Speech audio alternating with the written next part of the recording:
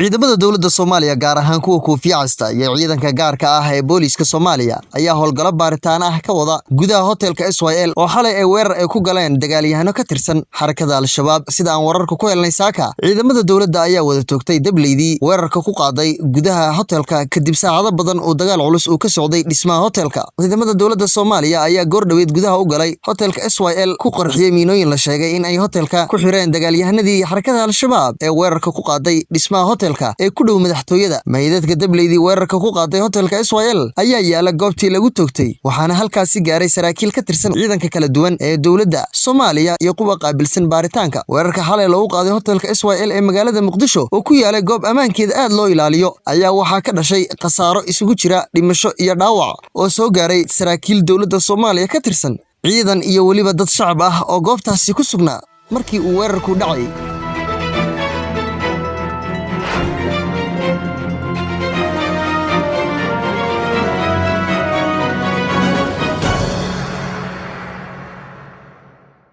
saddex iyo lixdan qof oo muhaajiriin ay Soomaali ku jiraan ayaa waxa lagu qabtay xeebaha koonfurta galbeed ee dalka Turkiga xilli ay doonayeen inay si sharci daraaha ay ku galaan dalkaasi. War ka soo baxay hay'adaha amniga dalka Turkiga ayaa lagu sheegay in koox ka tirsan ciidamada ilaalada dalkaas ay qabteen 3 dooni ah oo ay muhaajiriin badan la socdeen, kuwaas oo ka soo ambabaxay xeebta degmada Betrum ee koonfur galbeed dalka Turkiga. 63 ruux ee muhaajiriinta ah ee lagu qabtay dalka Turkiga ayaa waxa ay ka soo kala jeedeen wadamada Soomaaliya, Yemen iyo Falastiin, waxaana dadka la qabtay ku jiray caruur iyo haween. Warbaahinta dalka Turkiga ayaa qortay in toddobaadkii hore ciidamada ammaanka dalkaas ay gacanta ku dhigeen 1300 oo tahriibayaal ah, kuwaas oo qorsheynayay inay si sharci darro ah ugu tahriibaan gobolka waqooyi galbeed ee dalka Turkiga oo xuduud la leh dalka Greega. Wasiirka arrimaha gudaha dalka Turkiga Suleyman Soylu ayaa sheegay in